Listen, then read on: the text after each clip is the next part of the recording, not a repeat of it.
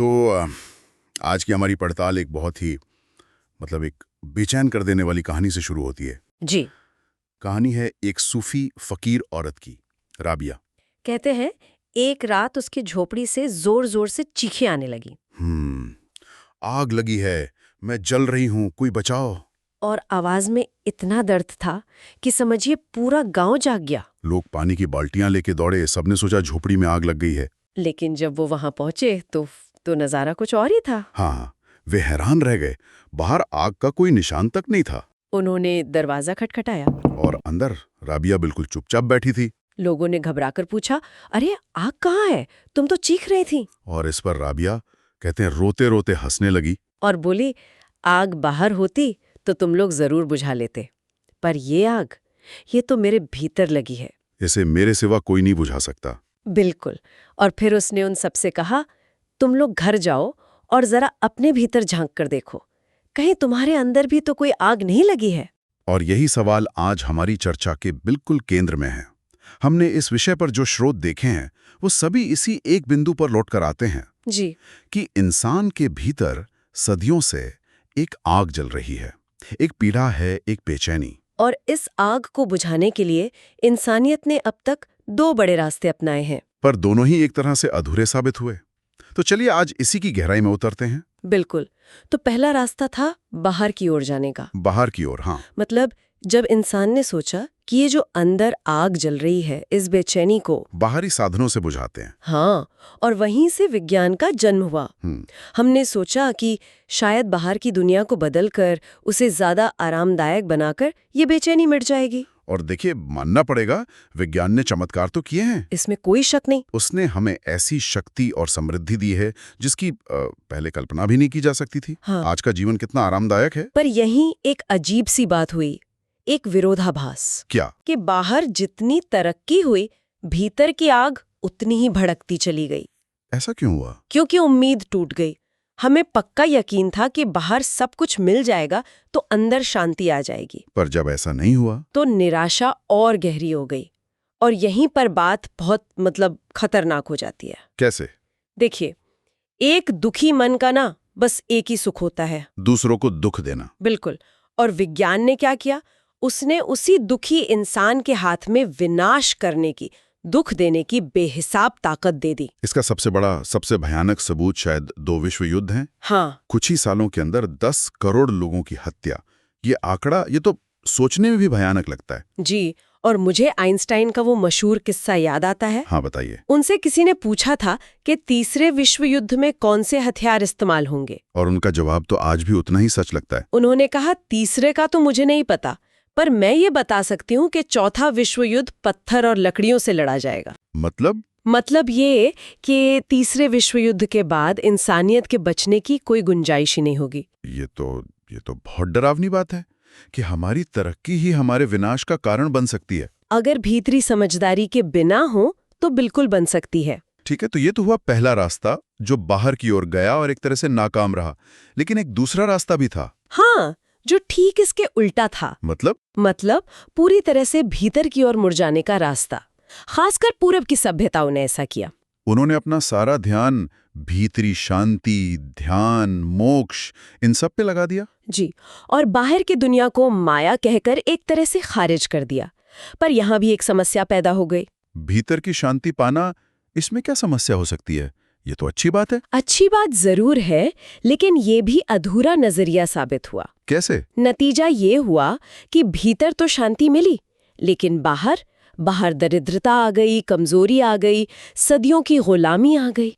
अच्छा। क्योंकि इंसान सिर्फ आत्मा तो नहीं है, वो शरीर भी तो है। बात तो सही है।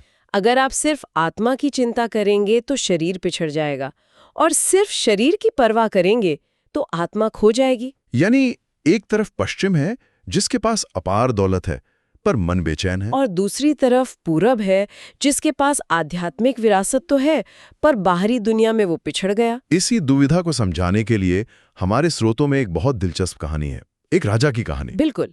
कहानी है एक राजा की जो बहुत बीमार था, मतलब मौत के करीब था, और कोई इलाज काम नहीं कर रहा था। तब एक फकीर ने एक बड़ा अजीब सा उपाय बताया। क्या उपाय था? उसने कहा, शहर में किसी ऐसे इंसान को खोजो जो पूरी तरह सुखी भी हो और समृद्ध भी। सुखी और समृद्ध दोनों एक साथ। ये तो मुश्किल शर्त थी। बहुत मुश्किल। वजीर और मंत्री पूरे शहर में दौड़े, उन्हें अमीर तो बहुत मिले पर सुखी कोई नहीं था। कोई नहीं। हर कोई यही कहता, पैसा तो बहुत है पर सुख कहाँ, हम तो बस उसका सपना देखते हैं। तो फिर क्या हुआ? खोजते खोजते शाम हो गई। वो निराश होकर लौट रहे थे तो नदी किनारे से किसी के बांसुरी बजाने की आवाज आई। अच्छा? उसके संगीत में इतना गहरा आनंद था कि वो खिंचे चले गए। उन्होंने देखा एक आदमी अपनी ही धुन में मगन बांसुरी बजा रहा है। उन्हें लगा कि शायद यही वो आदमी है। बिल्कुल। उन्होंने उससे कहा, हमारा राजा मर रहा है, हमें तुम जैसे ही सुखी इंसान की तलाश थी, क्या तुम अपने कपड़े दे सकते हो? हम तुम्हें मुंह मांगा इनाम देंगे। और उसे देख के तो यही लगा होगा कि वो समृद्ध भी है। हाँ, पर वो आदमी जोर जोर से हंसने लगा। बोला, मैं सुखी तो बहुत हूँ पर शायद अंधेरे में तुम्हें दिख नहीं रहा, मेरे पास पहनने को कपड़े ही नहीं है। और कहते हैं वो राजा मर गया। जी, ये कहानी सिर्फ उस राजा की नहीं, पूरी इंसानियत की है। या तो हमारे पास बाहरी समृद्धि के कपड़े हैं या भीतरी सुख की बांसुरी। दोनों एक साथ नहीं मिल रहे हैं। ये कहानी गहरी तो है पर थोड़ी निराशाजनक भी लगती है। क्या इसका कोई समाधान नहीं है? समाधान है, और समाधान चुनने में नहीं, जोड़ने में है। जोड़ने में मतलब हमें इंसान को उसकी पूरी समग्रता में, उसकी टोटलिटी में स्वीकार करना होगा। वो शरीर भी है और आत्मा भी, बाहर भी है और भीतर भी। हमें विज्ञान और धर्म के बीच एक पुल बनाना होगा। बिल्कुल। विज्ञान साधन है और धर्म साध्य। एक सीढ़ी है तो दूसरी मंजिल। विज्ञान बताता है कैसे जीना है और धर्म बताता है क्यों जीना है। सही कहा। दोनों अकेले न सिर्फ अधूरे हैं बल्कि खतरनाक भी हैं। यहाँ पर एक बहुत जरूरी सवाल उठता है। जब हम धर्म शब्द का इस्तेमाल कर रहे हैं तो उसका मतलब क्या है? क्योंकि आज तो धर्म के नाम पर ही दुनिया सबसे ज्यादा बटी हुई है। ये सबसे जरूरी सवाल है और हमारे स्रोत इस पर बिल्कुल साफ हैं। यहाँ धर्म का मतलब हिंदू, मुसलमान, ईसाई या कोई संगठन नहीं है। तो फिर क्या है? धर्म का असली मतलब है जीवन को देखने का नजरिया बदलना। It's a perspective. कोई उदाहरण है इसका? हाँ, एक बहुत खूबसूरत ज़ेन कहानी है। जापान में दो फकीर एक छोटी सी झोपड़ी में रहते थे। एक शाम जोर की आंधी आई और उनकी झोपड़ी का आधा छप्पर उड़ गया। अच्छा। एक फकीर ये देखकर गुस्से से भर गया। वो आसमान की तरफ देखकर चिल्लाया, इसीलिए मुझे तुम्हारे होने पर शक होता है। पापियों के महल तो सुरक्षित है और तुम्हें बर्बाद करने के लिए हम फकीरों की ये टूटी झोपड़ी ही मिली। एक स्वाभाविक प्रतिक्रिया है, ज्यादातर लोग शायद ऐसा ही सोचते हैं। शायद, लेकिन दूसरा फकीर, वो घुटने टेक कर हाथ जोड़कर आसमान की तरफ देख रहा था और उसकी आंखों में खुशी के आंसू थे। खुशी के आंसू? क्यों? पहला फकीर भी हैरान हुआ। उसने पूछा, तुम पागल हो गए हो क्या? तो दूसरे फकीर ने कहा, मैं परमात्मा को धन्यवाद दे रहा हूँ। धन्यवाद? किस बात का? उसने कहा, हवाओं का क्या भरोसा, पूरा छप्पर भी तोड़ सकता था। उसने हमारा आधा बचा लिया और अब देखो कितना अच्छा हुआ। क्या अच्छा हुआ? आधे छप्पर से हमें रात में लेटे लेटे चांद तारे भी दिखेंगे और जब बारिश होगी तो हम उसका संगीत भी सुन सकेंगे। वाह, एक ही घटना पर दो बिल्कुल अलग नजरिए। बिल्कुल, एक में शिकायत है, दूसरे में धन्यवाद। और यही धर्म है? यही धर्म है। धार्मिक व्यक्ति वो है जो हर हाल में आनंद खोज लेता है। धर्म जीवन को आनंद से जीने की कला है। इसका मतलब समस्या बाहर की दुनिया में उतनी नहीं है जितनी हमारे देखने के तरीके में। और यहीं पर मुझे राबिया की एक और कहानी याद आ रही है। सुई वाली कहानी? हाँ, जो इस पूरी बात का सार है। ऐसा लगता है जैसे हमारी सारी खोजी गलत दिशा में हो रही है। आप बताइए, वो इस पूरी चर्चा का निचोड़ है। तो एक शाम लोग देखते हैं कि राबिया अपने घर के बाहर सड़क की धूल में कुछ खोज रही है। लोगों ने पूछा, क्या हुआ, कुछ खो गया क्या? उसने कहा, हाँ, मेरी सुई खो गई है। तो सब भले लोग थे, वे भी मदद करने लगे, साथ में खोजने लगे। सड़क पर सुई खोजना तो बहुत मुश्किल काम है। बहुत मुश्किल। काफी देर हो गई, सुई नहीं मिली। तब एक समझदार आदमी ने पूछा, एक मिनट रुको, सड़क इतनी बड़ी है, अंधेरा भी हो रहा है, तुम ये तो बताओ कि सुई गिरी कहाँ थी? सही सवाल पूछा। इस पर राबिया ने कहा, बस यही मत पूछो तो अच्छा है। लोग हैरान हो गए। उन्होंने जोर दिया तो राबिया ने कहा, सुई तो घर के अंदर गिरी थी। ये सुनकर तो लोगों ने अपना माथा पीट लिया होगा। बिल्कुल।